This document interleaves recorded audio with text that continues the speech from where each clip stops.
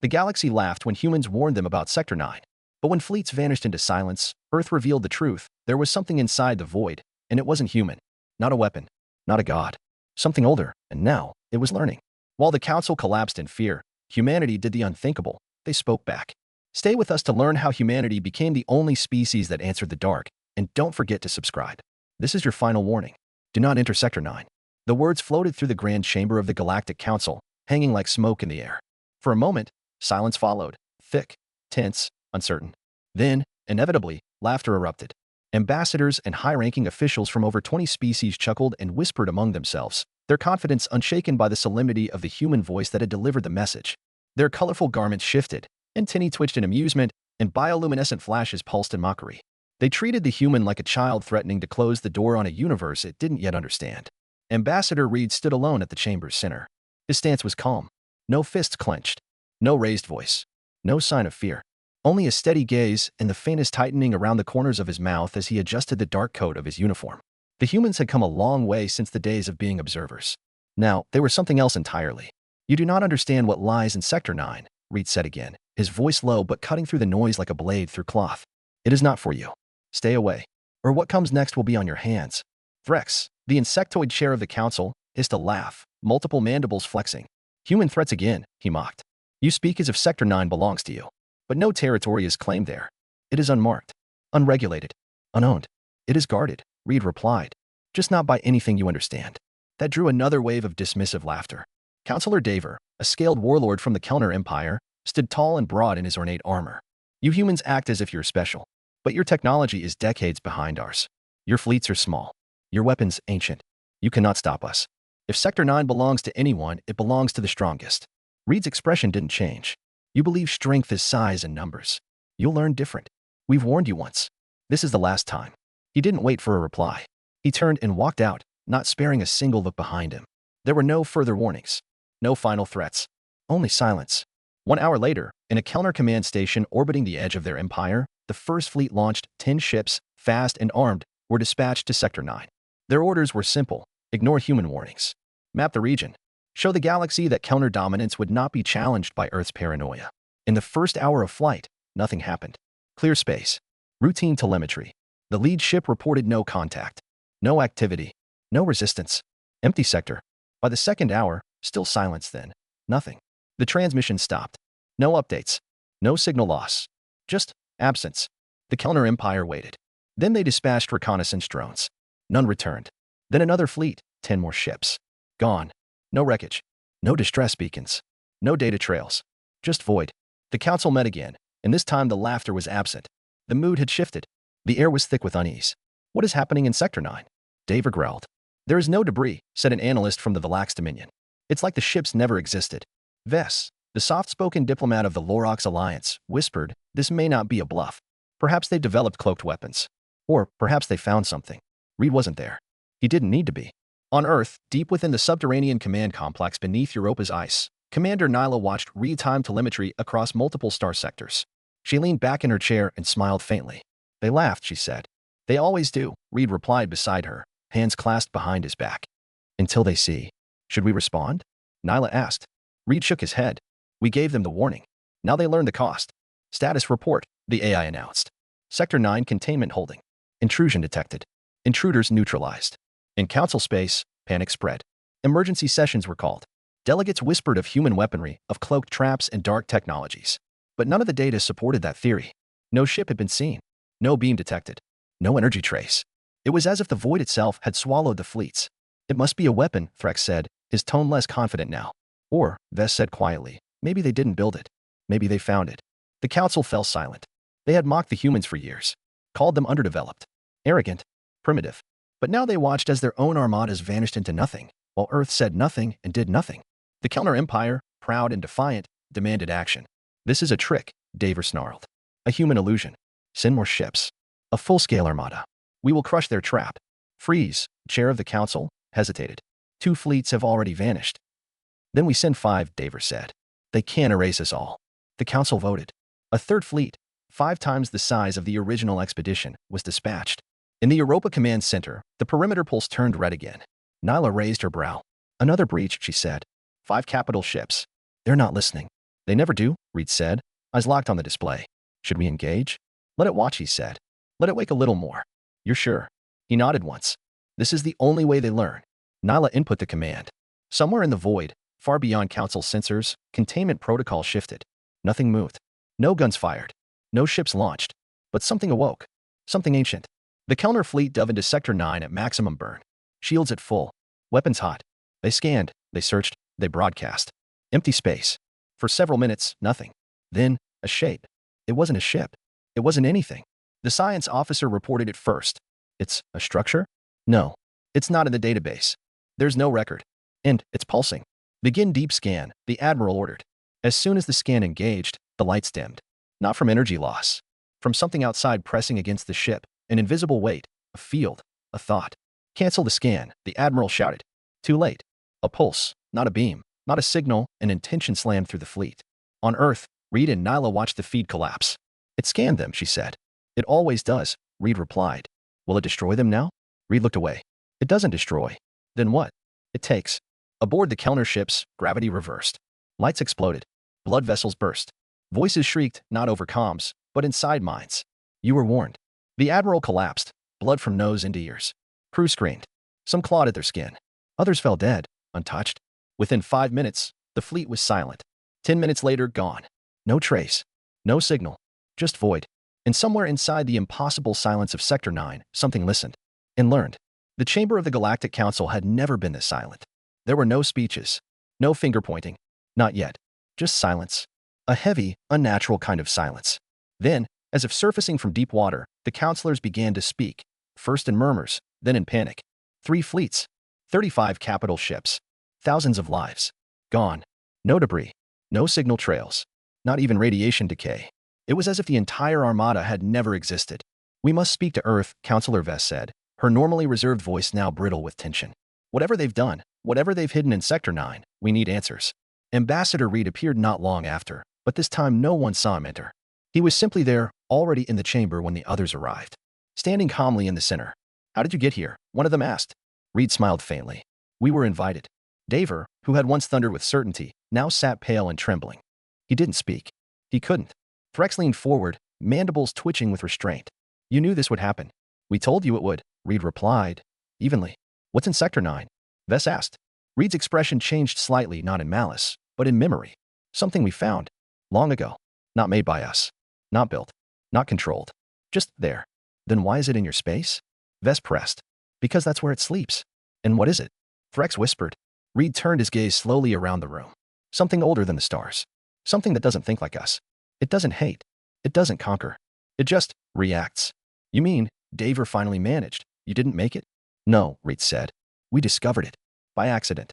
And then, for the first time in recorded Galactic Council history, every voice fell quiet, not out of protocol, but from shared fear. Reed continued. Centuries ago, long before Earth joined the Council, a deep space probe disappeared. No trace. Later, a manned exploration ship entered Sector 9. They found nothing at first. Then, strange things. Voices. Failures. A thinning of air. Only one crew member returned. Insane. What did he say? Vess asked. Reed looked directly at her. He said something watches. Something listens. What did you do? Threx demanded. We sealed the area, Reed said. We surrounded Sector 9 with cloaked beacons. Built interference fields. Redirected traffic. We made it invisible to the galaxy. But you didn't destroy it, Daver growled. We couldn't, Reed said. You already tried. You just didn't realize it. On Europa, Commander Nyla monitored the containment fields. Red pulses flickered along the rim of the sector. It's learning, she whispered. A young technician glanced at her. Learning what? She didn't answer. She just stared at the signal, each rotation of the containment ring slower than the last. Back in Council space, debates spiraled into chaos. Some factions called for full-scale war against Earth. Others demanded cooperation. But the smarter voices, those who had watched the fleets vanish, knew. This wasn't about human weapons. This was about something far worse. It wasn't that Earth had tamed a monster. They had simply survived near one. As panic spread, a fourth incident shook the outer regions. A new ship entered Sector 9, unaffiliated, origin unknown. Not from Earth. Not from the Council. An independent operator. A smuggler. Maybe. And it, too, vanished. But not before its last transmission. A single word, repeated 3 times. Seen.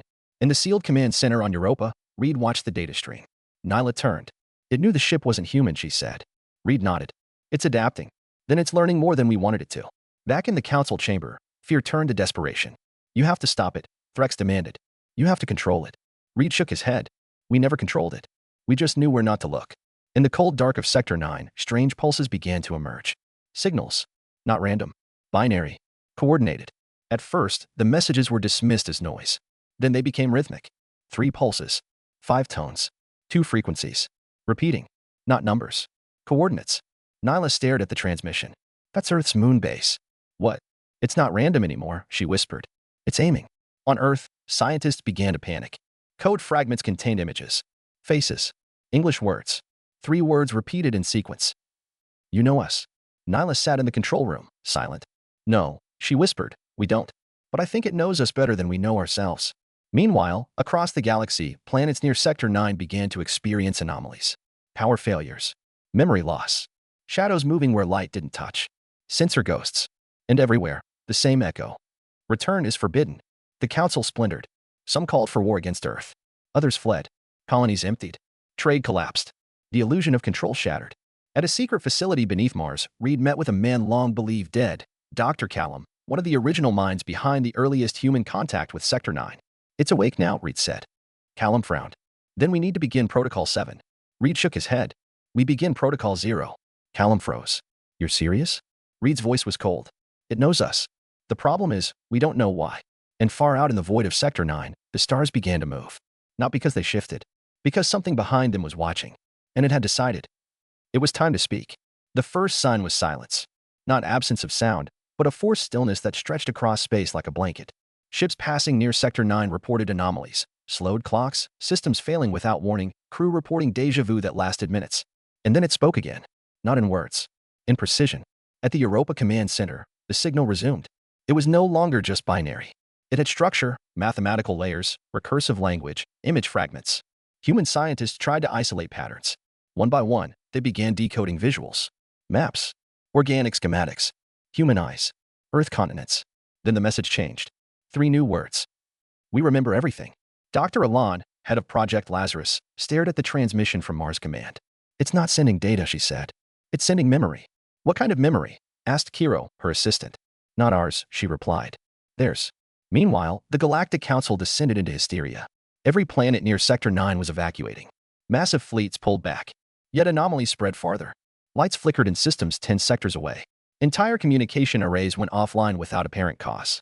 And always, just before the outage, a single line was logged. It saw me. It remembered. At the United Human Defense Council on Earth, panic simmered beneath the surface. We need answers, said General Lin, cold and hard as stone. Ambassador Reed stood before them. We've had them for centuries. We just didn't like what they said.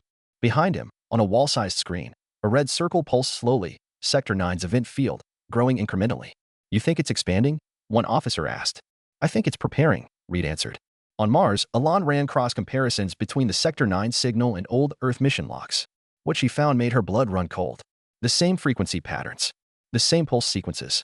From Mission Obsidian, the first human expedition to the region, decades before Earth joined the Council. A mission presumed lost. But the logs still existed. Hidden. Damaged. Sealed.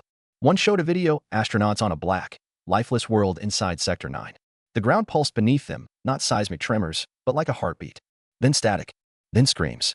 Final transmission. It's not a planet. It's alive. We landed on something that thinks, Elan whispered. And now, Kiro added quietly, it's thinking about us. In secret, the Council voted again. An unmanned weapon ship would be launched into the center of Sector 9. If Earth won't stop this, we will, said Counselor Vin. Back on Europa, Nyla received the skim before anyone else. The ship was inbound, bristling with missiles. No crew. All automated. When Reed was informed, he only said one thing. They're too late. The Council's ship crossed into Sector 9 without resistance. For the first 30 seconds, all systems functioned. Then, reality unraveled. Telemetry spiked. Stars bent. The ship's AI began to loop irrational commands. Then it stopped mid-transmission. Dead.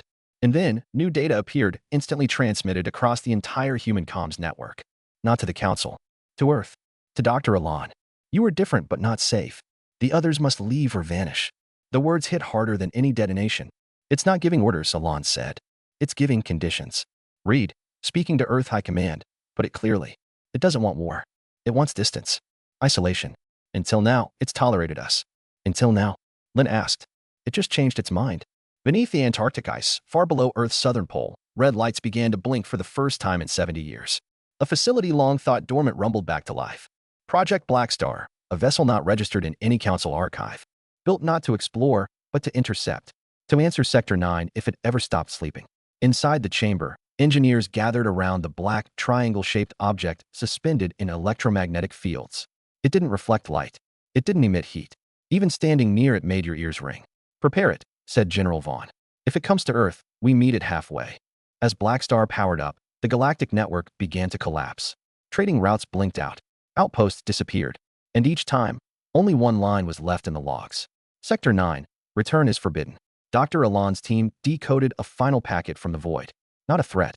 A question. Are you the makers or the destroyers? The implications were chilling. It didn't just watch. It judged. And if humanity didn't answer soon, it would answer for them. On Europa, Nyla whispered a chilling thought aloud. It knows who we are. Hero turned to her. Then what is it waiting for? She stared at the growing red sphere on her screen. For us to make the wrong move. The day Black Star launched was not marked by ceremony. There were no speeches, no broadcasts, no flags. It rose silently from beneath Antarctica's frozen tomb, a matte black triangle that seemed to absorb the sky itself. The stars above it dimmed, not from shadow, but from refusal, as if light itself didn't dare touch it. The world didn't know, but the galaxy felt it. At the moment of ignition, energy readings surged from Earth's upper atmosphere. Sensors on distant council satellites picked up the pulse and labeled it a weapon activation. Across the galaxy, panic erupted. "They're deploying their secret weapon," shouted Councillor Varnak at the emergency session of the Galactic Council. "They've built something that breaks physics." Ambassador Reed appeared in the chamber, his expression unreadable. "You're wrong," he said quietly. "We didn't build Black Star to break physics. We built it because physics wasn't enough." "What is it then?" Varnak demanded. Reed looked around the chamber, then finally said, "A reply." Meanwhile, Black Star crossed the moon's orbit in silence. On Mars, Dr. Alon and Kiro observed its progression. The ship produced no heat, no drive signature. It did not broadcast. It simply moved. "It's like it doesn't exist," Kiro said. "No," Alon corrected. "It exists exactly where it needs to be." The ship's hull, made of non-reflective materials synthesized from what Earth had recovered during the Obsidian incident, began to shift. Symbols formed along its surface, unknown glyphs. They weren't human. They weren't alien. They were mirrored back from something watching it. "It's talking to the thing inside Sector 9, Alon whispered. Black Star passed Neptune, then Pluto, then into the deep. And Sector 9 responded. Stars around the region warped. Light curved inward. Distances twisted. Systems that had been days apart were now only minutes. Space was being reshaped, not by force, but by intent. When Black Star crossed the threshold, all sensors blinked. And then, a presence. Across every relay, every listening station, even the ship's own black box, a signal appeared. "You came again." And this time, Black Star answered. Not with words, not with sound, with light. A focused beam, compressed into a single point, fired directly at the anomaly, too tight to measure, too fast to react. Across the galaxy, observers watched as the stars around Sector 9 ripped. It was not an explosion. It was a rewrite. A ring of darkness expanded outward, like ink dropped into water, swallowing space itself. Then silence. Total silence. Sector 9 went dark. No signals. No anomalies. No ships. Gone. From Earth to the far edges of the Council's territory, stations went quiet. Scanners showed nothing. It was as if the threat had vanished. But Alon knew better. She replayed the final transmission from Black Star before it disappeared. 6 words. "It is not dead. Only sleeping." General Vaughn, watching from Earth Command, clenched his jaw. "We bought time." Alon shook her head. "We delayed it, not stopped it."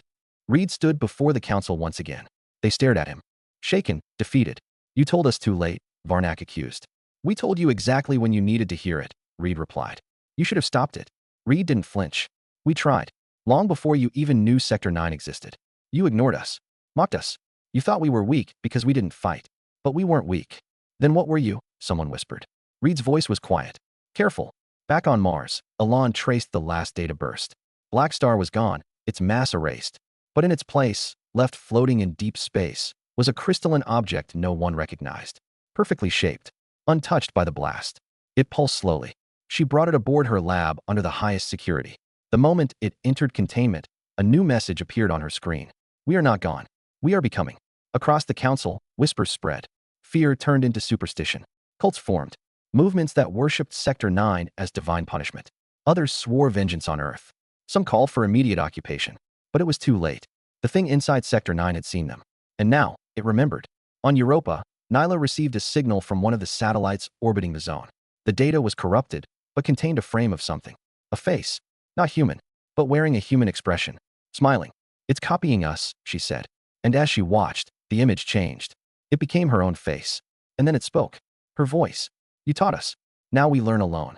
The image of Nyla's face, calm, smiling, and unmistakably not hers, disappeared as suddenly as it had arrived. The feed from the satellite was terminated mid-frame, leaving only a single, repeating glyph where her image had been. Not a symbol, a signature, as if something had signed its work. Back on Mars, Dr. Alon studied the crystalline object recovered after Black Star's final burst. It refused to behave like any known material. It couldn't be scanned, couldn't be broken, and when left alone in a sealed lab, it began emitting a low harmonic tone, not sound, but a feeling pressing into the minds of everyone near it. Hiro tried to describe it as a memory of something that never happened. Alon understood better. It wasn't a message to them. It was a message to itself. This is not a weapon, she said. It's a seed. And then the object pulsed and began to grow. Across the galaxy, anomalies multiplied. Ships far from Sector 9 began experiencing failures. Static in their comms. Shadows flickering in artificial gravity wells. One colony, 12,000 lives, vanished overnight, leaving only empty infrastructure and a single word scrawled into a wall. Watched. Council panic reached critical levels. In desperation, fleets were rerouted. Warships gathered around Earth's borders. For the first time in generations, Council consensus was reached not by debate, but by fear. They would invade Earth. Reed saw it coming. Standing in a private chamber aboard the Earth Defense High Council, he reviewed the fleet trajectories, intercepted plans, encrypted backchannel threats. They were coming not because they believed Earth was guilty, but because they needed someone to blame. And humans had survived what others could not. That made them dangerous. Reed turned to General Vaughn. They'll hit us from orbit with everything they have. We can't win a war against the galaxy, Vaughn replied. We're not supposed to, Reed said. We're supposed to show them what the real enemy looks like. Sector 9, Vaughn asked. No, Reed said. The thing that became Sector 9. In the depths of Mars, the crystalline seed fractured, revealing a core of black fluid that didn't reflect light. It hovered above the lab table, refusing to obey gravity, motion, or heat. It just was. Then it moved. Not physically, but everywhere at once. Cameras failed. Lights dimmed. And then every screen on the base displayed one word in over 40 languages. Understood. Alon froze. It learned. From Earth's moon to the Threx colonies, the same word appeared across satellites, archives, even entertainment feeds. Understood. Not, I understand. Not, you understand. Just the finality of comprehension. It had watched enough. On Europa, Nyla received a new signal from what was left of Sector 9. Not a warning. Not an attack. A conversation. Why do you resist becoming? She answered, instinctively. We don't know what that means. The reply was immediate. You will. Then a series of pulses coordinates. Thousands of them. Mapped across the galaxy. Expansion nodes, said Kiro. Like a root system. Nyla realized the terrifying implication. It's spreading. It's always been spreading, Alon confirmed from Mars. We just didn't notice. Meanwhile, the Galactic Council launched its fleet. 5,000 ships. They called it Operation Dominion. Reed watched them cross into Earth space. They didn't wait for a demand. They fired. Thousands of plasma rounds streaked toward Earth's orbital platforms. But they never landed. Something intercepted them. Not shields. Not defense grids. A silence. The projectiles vanished mid-flight, like soap bubbles popping in the void. And then the Council fleet began to vanish too. One by one. Without warning. No explosions. No screams. Just sudden absence. Reed stared at the readout. It's defending us. Vaughn was pale. Why? Because we're the only ones who never tried to own it. The last ship disappeared above Earth's stratosphere. The Council's fleet was gone. And Sector 9 pulsed again, not from its center, but from everywhere. New voids opened in deep space. Some near old trade routes. Some beside abandoned planets. Some right behind Council colonies. In every case, the message was the same. You were warned. The Council began to fracture. Alliances broke. Empires collapsed. Species turned on each other, desperate to distance themselves from the silence that was now chasing them. On Earth, Dr. Alon stood in a dark lab, watching the crystalline seed dissolve into nothingness. Not destroyed. Completed. Kiro approached, trembling. What do we do? Alon answered without turning. We wait. For what? For the next question. And then the signal returned. This time not from Sector 9, but from within Earth. From something below. The message. I was born here. The words echoed across every human comms relay. I was born here. And then silence. but not emptiness and anticipation, as if the message wasn't meant to end a conversation, but begin one. In the underground chambers of Mars Black Site 5, Dr. Alon stared at the screen long after the glyphs faded. Around her, the lights flickered, steady, synchronized. The AI systems didn't register a fault. The electricity wasn't unstable. It was simply adapting to something unseen. Hero stepped beside her. It was never just there, he said. It's in us. Alon nodded slowly. Or near us. Long enough to understand what we are. Meanwhile, beneath Antarctica, sensors embedded around the remains of the Black Star launch bay lit up with anomalous energy readings. Not residual, fresh. Seismic disturbances trembled through the ice, not from tectonics, but from resonance. The facility's systems, long thought drained after the Black Star's departure, powered back on. But no human command had been given. Reed arrived within hours. He entered alone, past sealed gates and vaults made to survive orbital bombardment. The elevator shaft descended 2 kilometers beneath the surface, into blackness that had not seen human eyes since the ship launched. At the heart of the facility, a containment chamber pulsed. Inside, a second core. Identical to the one recovered by Dr. Alon. Except this one wasn't dormant. It was waiting. Reed stepped closer. The core flared. Every display in the chamber blinked to life. Messages scrolled in English, Laroxian glyphs, counter-numeric code, and pure binary. Then one common phrase across all screens. Born here. Forgotten here. Remembered now. Reed didn't speak. He just watched. The core shifted, its outer shell unfolding like petals, revealing a translucent sphere inside. Suspended in nothing. Floating on no mechanism. It looked organic. Alive. Then it spoke. Not through speakers. Through him. His mouth moved, but the words were not his. You are the bridge. The others are the noise. We were silent because you needed time. Now we speak. Reed staggered back, heart racing. The voice wasn't human, but it wasn't hostile. Just inevitable. At the same time, in orbit above Saturn, one of the last functioning Council outposts went dark. The station recorded a final image before loss of contact. A mirror. Floating in space. A perfect reflective sphere. No propulsion. No features. Just reflection. Then, one word appeared on every screen aboard the station. Choose. And then, obliteration. No fire. No explosion. Just silence. On Earth, panic began to simmer just beneath the surface. Though the population wasn't told the full truth, people knew. Something was happening. And it wasn't Earth making the moves. It was something else. Something that had watched them evolve, war, unify, and reach for the stars. Something that had waited for this moment. In Geneva, at the Global Defense Council, Alon addressed the leaders of humanity. She spoke plainly. There is no battle to win. There is no enemy to destroy. The thing in Sector 9, it's not invading. It's evaluating. For what? Asked one of the generals. For which version of us survives? Counselor Varnak, now stripped of fleet and power, stood on Earth for the first time. You let this happen, he accused Reed. You played us. You let it feed. Reed didn't argue. We warned you. We didn't control it. We tried to contain it. You broke the wall. You could have stopped us. Reed's voice was hollow. We knew we couldn't. That's the nature of your kind. Of ours. Some things must be learned through pain. Alon's voice cut in. It's not finished. What do you mean? Hero asked. The signals, there's more. Hidden in the pulse stream. It's writing versions. Of us. Trying simulations. Models. It's simulating humanity? Someone asked. It's deciding, she said, whether we belong. Back beneath Antarctica, Reed stood again before the second core. This time, he didn't resist. He let it speak through him. We are not invasion. We are reflection. When you looked into the void saw you. And it remembered. Suddenly, across Earth's sky, a pattern of lights appeared. Dozens of temporary constellations that mimicked ancient human symbols. DNA helixes. Eye shapes. Heartbeats. A global message. One that bypassed satellites and spoke directly to the species. You taught us pain. You taught us limits. But now you must teach us meaning. In orbit, Council ships fled. They didn't fire again. They couldn't. Something had entered them, shut down their weapons, disabled their AI. Left only one command. Observe. Earth stood at the center of something vast and unknowable. Not an empire. Not a war. A conversation. And humanity was the only one left listening. The skies above Earth were no longer neutral. Each night, the stars shifted slightly, not in position, but in context. Some blinked in organized rhythms. Others vanished for minutes, then returned. The constellations themselves began to send messages. To anyone else, it might have looked like coincidence. But Earth knew better. Dr. Alon and her team had deciphered the new pulses. They weren't random. They were layered codes, waveforms nested in frequency modulation, like songs encoded in silence. One message played continuously across all arrays, in all languages. You are the reference. In orbit, the last remnants of the Council's expeditionary fleets had powered down. Their crews had begun sending requests for asylum, to Earth, to the species they had once mocked.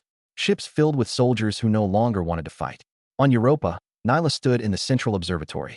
The planet's ice crust cracked slightly beneath their deep-sea launch arrays, not from tectonics, but from resonance. "It's beneath us," she whispered. "Sector 9?" Hero asked. "No," she replied. "A new point. They're establishing nodes." The realization hit Alon first. It's growing inwards.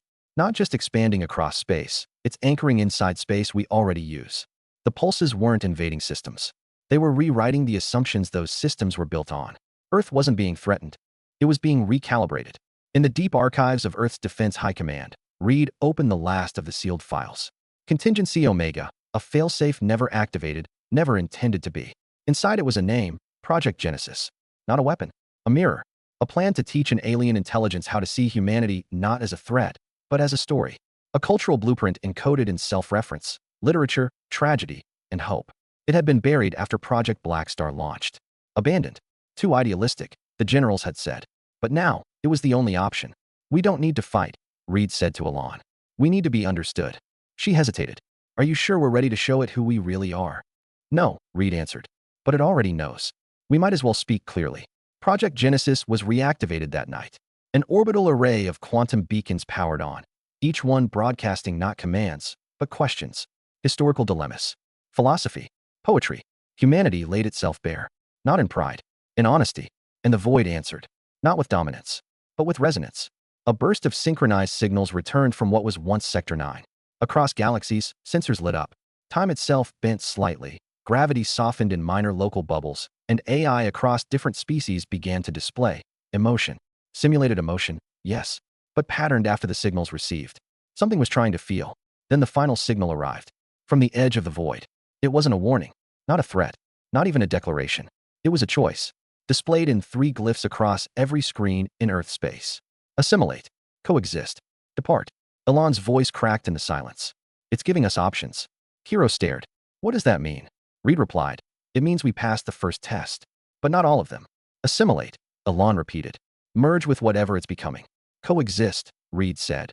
"And live as parallel intelligences, never interfering." "Or depart." Nyla's voice was heavy. "Leave the system. Forever." Earth had 3 days to respond. The signal would return. Once. After that, the choice would be made for them.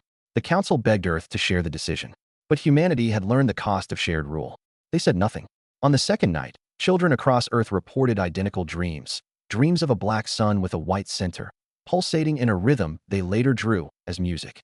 In every dream, a voice asked only one question. "What are you when no one is watching?" Project Genesis core team voted unanimously. The answer would be human. Not post-human. Not reprogrammed. Flawed. Beautiful. Relentless. On the final day, Earth sent its answer. A single, unarmed probe. Inside, music, stories, failures, regrets, sacrifices, records of wars and treaties, of kindness in the face of extinction, of Maya, Chen walking into the void, of the Black Star, of Reed and the warning. At the end of the message, just one phrase. "We choose to coexist, but we do not kneel." The probe crossed into the void.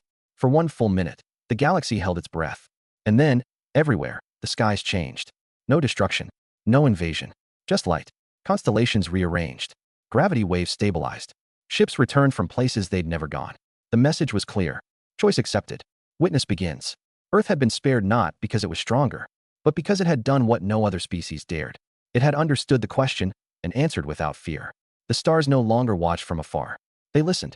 On every inhabited planet, on every orbital ring, in every station still functional, the message unfolded. Not like a broadcast or a decree, but like a slow dawn, rising within the minds of those who had once looked at Earth with disdain. Humanity was no longer just a species. It had become a precedent. The Council, fractured, leaderless, lost, struggled to understand what had happened. Varnak and what remained of the outer empires proposed sanctions. Others screamed for retribution. But none dared send another ship into Sector 9. Because there was no Sector 9 anymore. Where it had once existed was now a navigational blind spot. A place instruments refused to define.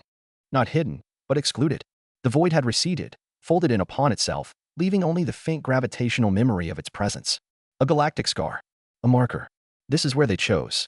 On Earth, Reed stood on the observation deck of a reconstructed orbital station, watching the thin auroras that shimmered unnaturally across the atmosphere.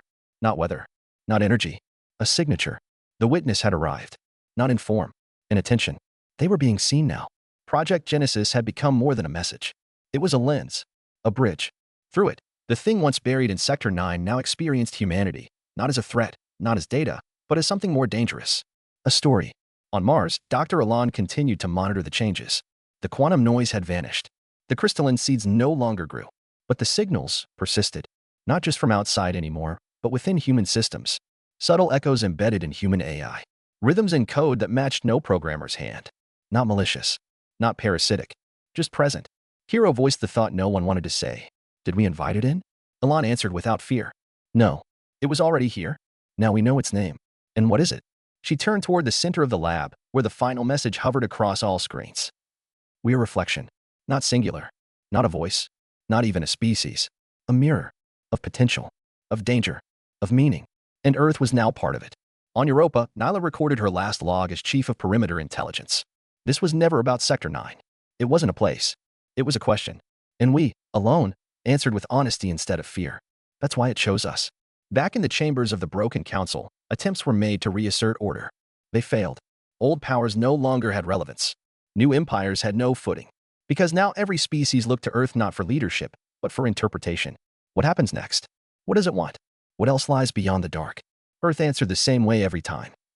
We don't know. And that was why the witness kept listening. At the edge of the galaxy, telescopes captured the formation of new anomalies, fractures blooming like petals in the dark. But this time, no fleets were sent. They waited. Because Earth would go first. Always.